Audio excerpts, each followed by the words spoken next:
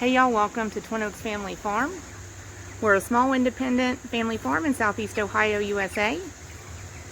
In this video, it's first check of the day on 222 Cornish Rock Cross meat chickens. These chickens are raised specifically for the production of poultry.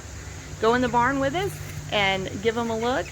Thanks for watching. Please like and subscribe, and please comment and share the video, especially if you know anybody interested in producing their own food. Meat chickens are a great project for producing your own homegrown protein. So we got to go check on meat birds. It's day 25. Get the barn opened up, see what the situation is, adjust from there. It was hot yesterday, got in the high 90s. At this age, these birds want to be in a range between 80 degrees Fahrenheit and 75 degrees Fahrenheit. So when we're pushing 95 degrees Fahrenheit plus, it's a grave concern for us as flock managers. So ambient temperature, ambient condition. So that's really a big thing at the top of our minds with the birds at this point, this stage of the game. But they've been really content. We are really seeing the growth become noticeable even from day to day.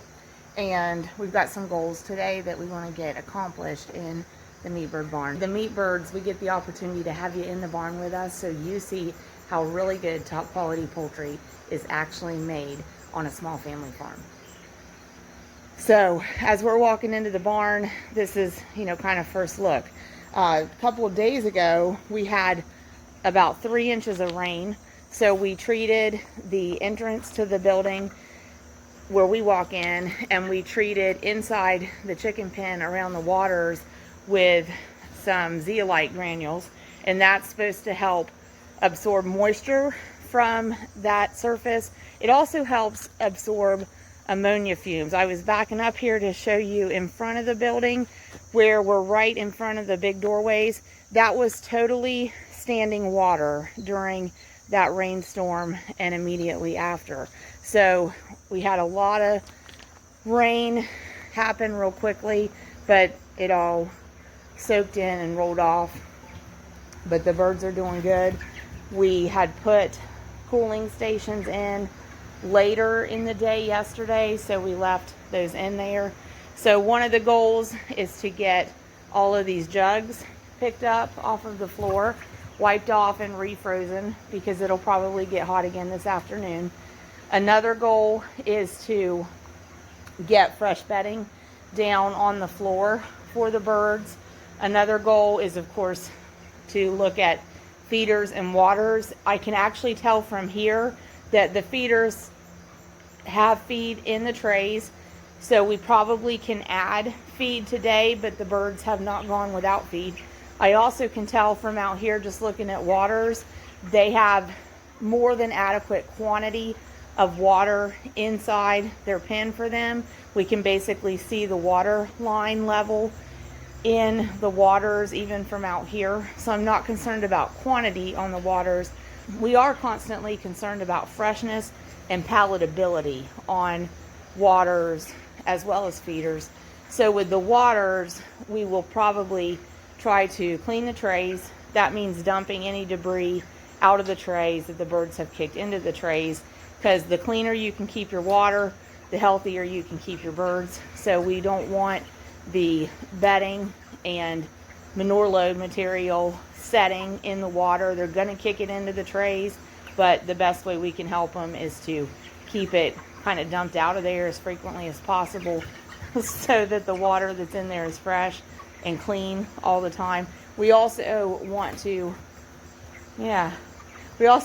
make sure that that water is staying somewhat cool and not heating up to a point where it becomes distasteful for them. So really just agitating the water a little bit, creating a little water movement in there when we dump the trays and when we assess the water, that does help with that. So those are probably the main goals.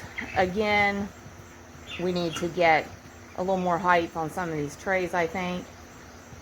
So I'll probably look through what's further down in that wheelbarrow to see if I've got some scrap wood I can use for risers under some feeder trays. And we'll open up the other big doorways, the south face and the east face. But we're definitely seeing growth. So as we're working around these birds, we're going to see them responding to us. We're going to see some activity in the pen. They'll eat, they'll drink, they'll manure, they'll move around a little bit, and then they're going to go back to a resting period. And that's basically how they plan their day. So, you know, kind of like the Grinch, like, whoa, I'm booked. You know, they're always booked. They're eating and resting. That's what they do. So it's good to see them get up. It's really nice for folks through these videos, for example, to get to see that meat birds can move. This is very normal behavior as they're getting to this age. A lot more of that as the weeks go on. And in fact, it compounds to the point that I can almost always guarantee when you get these birds out to like 7-8 weeks, you're going to see a whole lot of that. And we've even had many instances where people asked us, why are these birds so mean? And I would say, well, give me some examples of what goes on. And it's that posturing. And I would say, well, has it always been that bad? And I said, no. And I'll say, well, are your birds about 7-8 weeks old? Yeah. Well, that's part of why. Like, the older they get, the more mature they get, the more and more we see that. And so that's, on that note, another reason why we prefer to have birds butchered and processed at 6 weeks old, because that behavior expresses more and more the older they get. And sometimes some of the roosters can become quite dedicated in their pursuit of sparring with each other. Feel a lot of movement going on. Let me back out. Maybe you can see more of them. Feeling some breeze. So we get this activity spurt. It's pretty cool, actually. So if we keep their legs strong throughout production, give them access to feed 24/7, it's always there. They set this circadian rhythm where they know they can go and eat whenever they want to go and eat. You never create a frenzy. So you're helping them with sustaining that mobility throughout production from start to finish when you approach their management really with those two things in mind. Just keep the feed accessible and build in strategies during production that build up leg strength daily.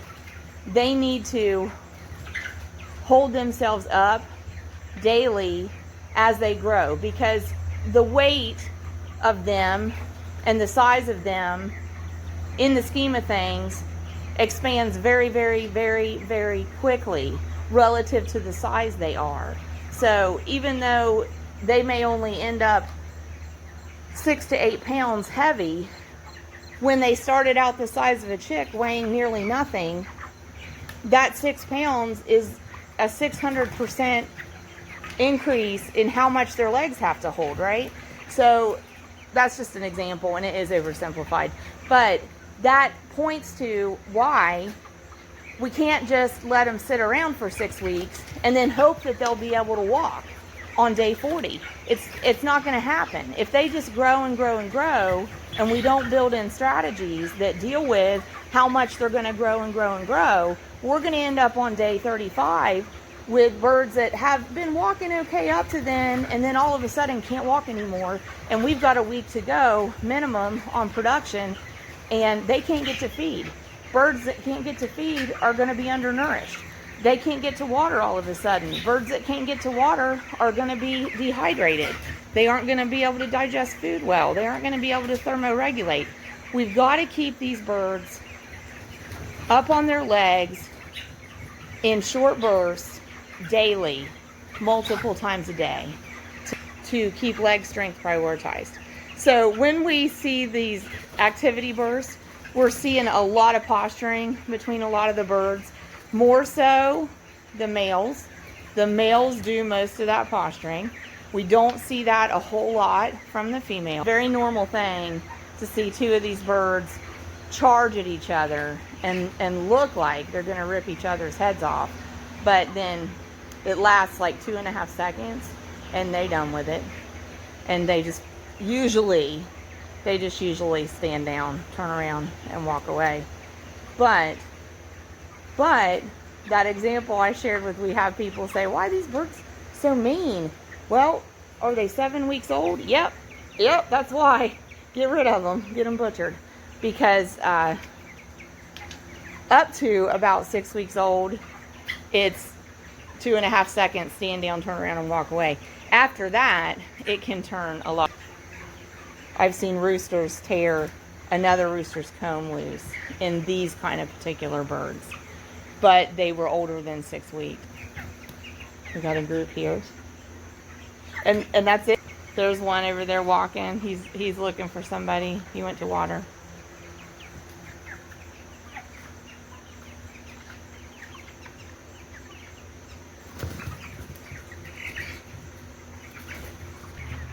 I want to show you all this too. This happens in your meat birds sometimes.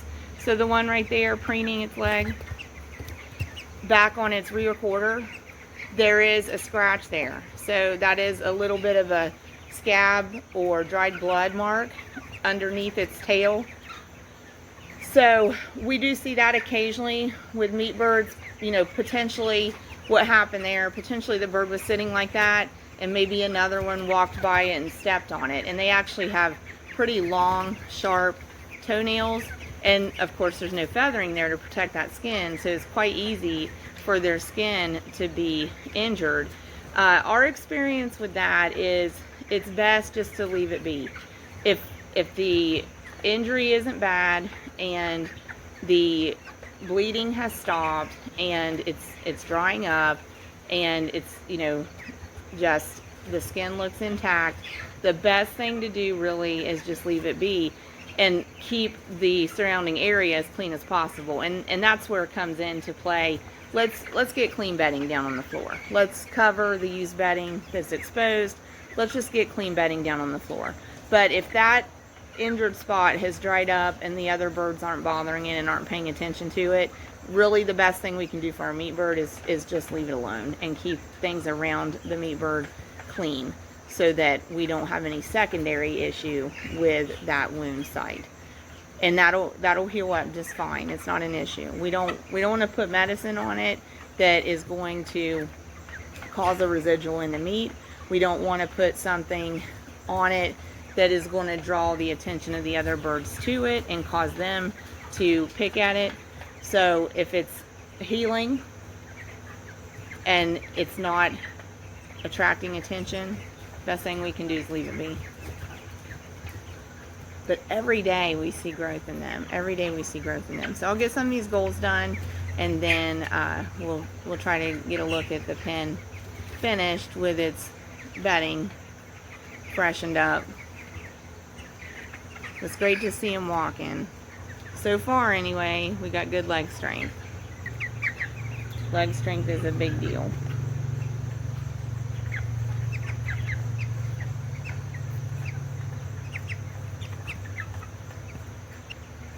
These ones right here are curious about the camera. They're coming over here wanting to know about it.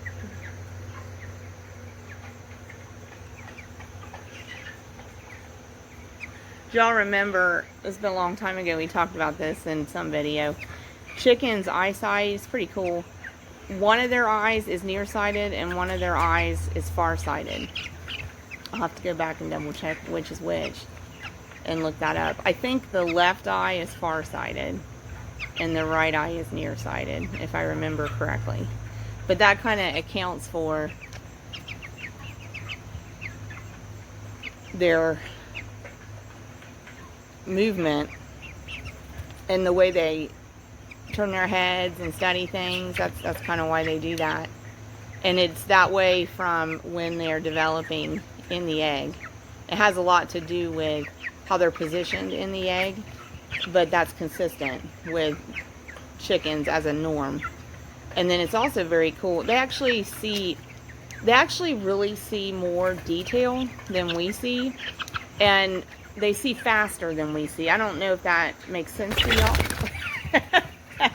Ooh, there was a feisty one. So, but they actually see faster than we do. I don't know if that kind of makes sense to y'all. The bird right there that's least feathered, There's actually an injury on that bird's right hip, and it was more serious than the previous one I could show y'all. And probably same thing, another bird's toenail probably caught skin and tore it. And it actually is a large, yeah, there you go.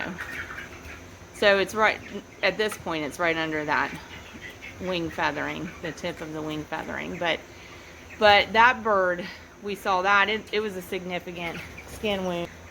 Again, we could have put something on that, but really, it was clean, it was drying up, and the other birds weren't bothering it. So really, the best interest of that bird was to leave it alone. And so, it is healing.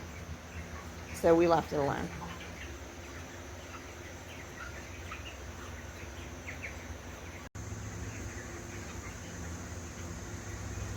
Fresh bedding is definitely their favorite thing.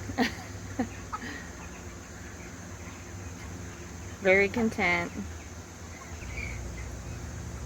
There's a hen. And that one's a rooster.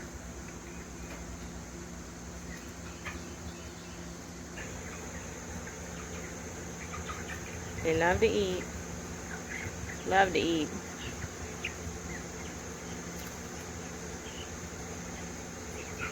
If you're going to raise meat birds and you're going to raise them about 6 weeks, you can plan on each bird consuming about 10 pounds of feed on average.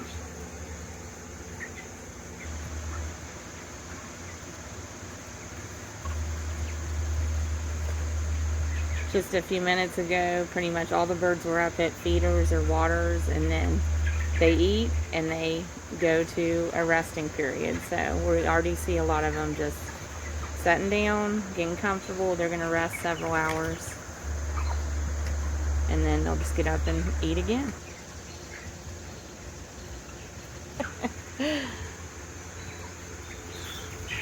That's good. We want to see them eating, actually. The more they eat, the better.